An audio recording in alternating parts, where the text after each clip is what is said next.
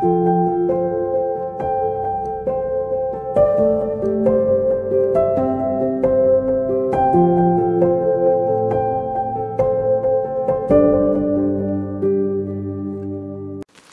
à chacun et chacune pour cette matinale. Ce matin, je veux partager un texte qu'on trouve dans le psaume 90 où il est dit « Le temps de notre vie, c'est 70 ans, au mieux 80 ans pour les plus vigoureux, et leur agitation n'est que peine et misère, car le temps passe vite et nous nous envolons. » Et ce psaume 90, qu'on pourrait dire, c'est un contrat de vie que Dieu a établi avec l'homme. Mais est-ce que vous connaissez ce qu'on appelle la cryogénation ou la cryogénie?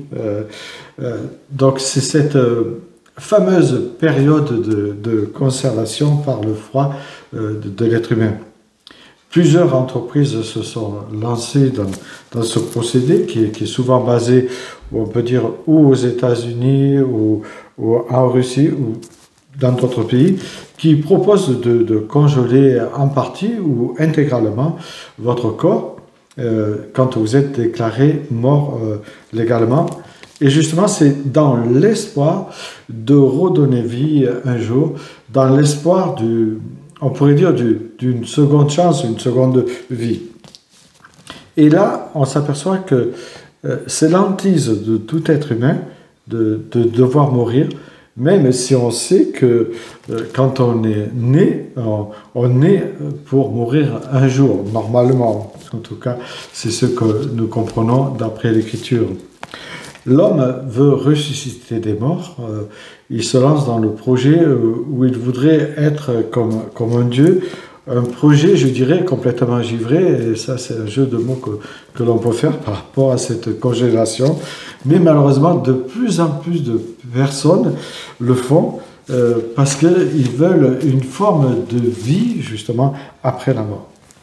Pourtant, comme je l'ai dit, Dieu a établi un contrat avec l'homme, un contrat qui donne dans ce psaume 90, qui est très intéressant, et il nous dit le temps de notre vie.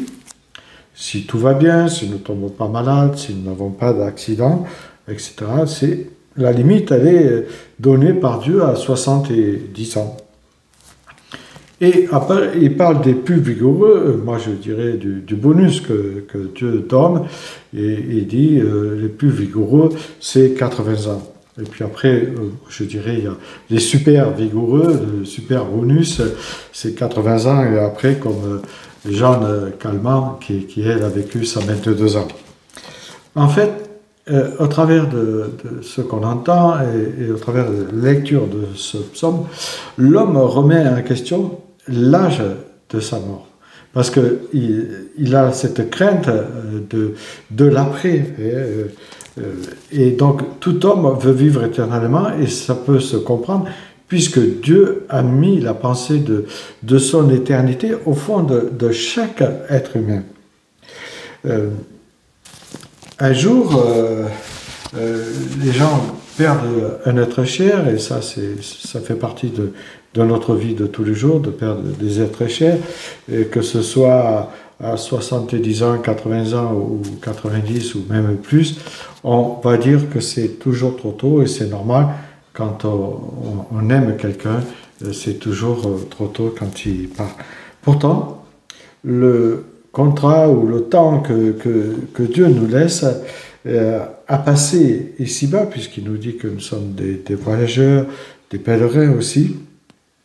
Il nous dit qu'il est établi. En fait, il a une limite que nous ne devons pas dépasser.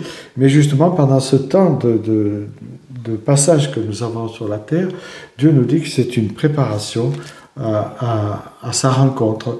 En fait, nous devons nous réconcilier avec lui pour pouvoir être un jour avec lui.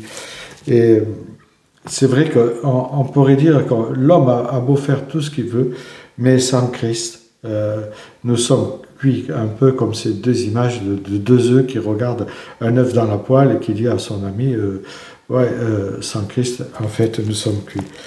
Parce que Dieu nous parle de l'éternité, et cette éternité, c'est ici-bas qu'elle se décide, Dieu nous dit qu'il a réservé aux hommes de mourir une seule fois, après quoi vient le jugement, c'est-à-dire tout le temps qu'il nous reste, nous devons, si nous ne sommes pas réconciliés, le passer à rechercher cette réconciliation avec Christ pour que nous puissions un jour dire « Je sais qu'un jour mes yeux verront Christ ». Bonne matinée à chacune et chacun.